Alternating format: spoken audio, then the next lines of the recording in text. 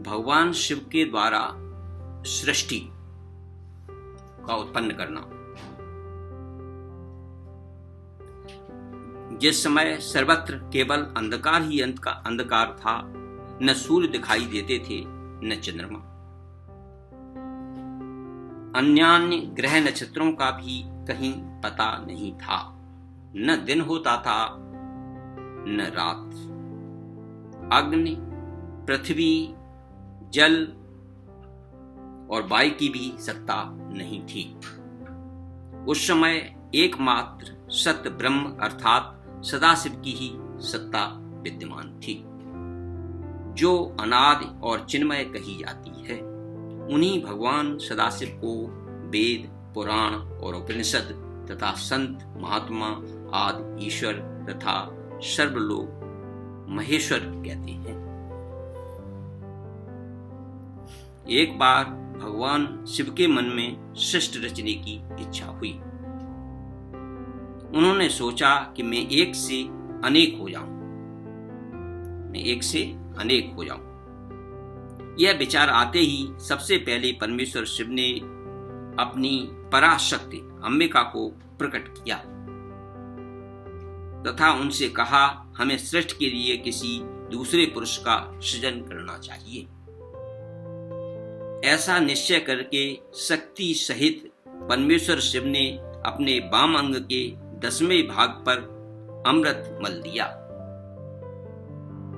वहां से तत्काल एक दिव्य पुरुष प्रकट हुआ।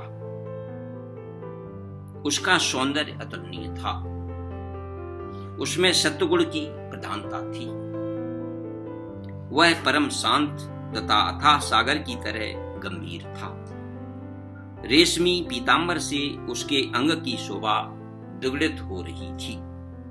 उसके 4 हाथों में शंख, चक्र, गदा और पद्म सुशोभित हो रहे थे। उस दिव्य पुरुष ने भगवान शिव को प्रणाम करके कहा कि भगवान, मेरा नाम निश्चित कीजिए और मुझे काम बताइए। उसकी बात सुनकर भगवान शंकर ने मुस्कुराकर कहा, वत्स, व्यापक होने के कारण तुम्हारा नाम विष्णु होगा। शिष्ट का पालन करना तुम्हारा कर्तव्य होगा। इस समय तुम उत्तम तप करो।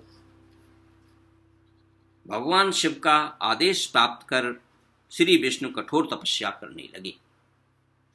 उस तपस्या के श्रम से उनके अंगों से जल धाराएं निकलने लगी, जिससे सूना आकाश भर गया। अंततः उन्होंने थककर उसी जल में शयन किया। जल अर्थात नार में शयन करने के कारण ही श्री विष्णु का एक नाम नारायण हो गया, नारायण हुआ। तदंतर सोए हुए नारायण की नाभि से एक उत्तम कमल प्रकट हुआ। उसी समय भगवान शिव ने अपने दाहिने अंग से चतुर्मुख ब्रह्मा को प्रकट कर उस कमल पर डाल दिया। महेश्वर की माया से मोहित हो जाने के कारण बहुत दिनों तक ब्रह्मा जी उस कमल के नाल में भ्रमण करते रहे, किंतु उन्हें अपने उत्पत्तिकर्ता का पता ही नहीं लगा। आकाशवाणी द्वारा तप का आदेश मिलने पर ब्रह्मा जी ने अपने जन्मदाता की दर्शनार्थ 12 वर्षों तक कठोर तपस्या की। तत्पश्चात उनके सम्मुख भगवान विष्णु प्रकट हुए। परमेश्वर शिव की लीला से उस समय वहां श्री विष्णु और ब्रह्मा जी के बीच विवाद छिड़ गया। सहसा उन दोनों के मध्य एक दिव्य अग्नि स्तंभ प्रकट हुआ। बहुत प्रयास के बाद भी ब्रह्मा और विष्णु उस अग्नि स्तंभ के आदि अंत का पता नहीं लगा सके। अंततः थककर भगवान विष्णु ने प्रार्थना की, हे महाप्रभु, हम आपके स्वरूप को नहीं जानते। आप जो कोई भी हो, हमें दर्शन दीजिए। भगवान विष्णु की स्तुति सुनकर महेश्वर सहसा प्रकट हो गए और बोले, सुरश्रेष्ठ गण, मैं तुम दोनों के तप और भक्त से भली भांति संतुष्ट हूं। ब्रह्मन, तुम मेरी आज्ञा से जगत की सृष्टि करो, और वत्स विष्णु, तुम इस चराचर जगत का पालन करो।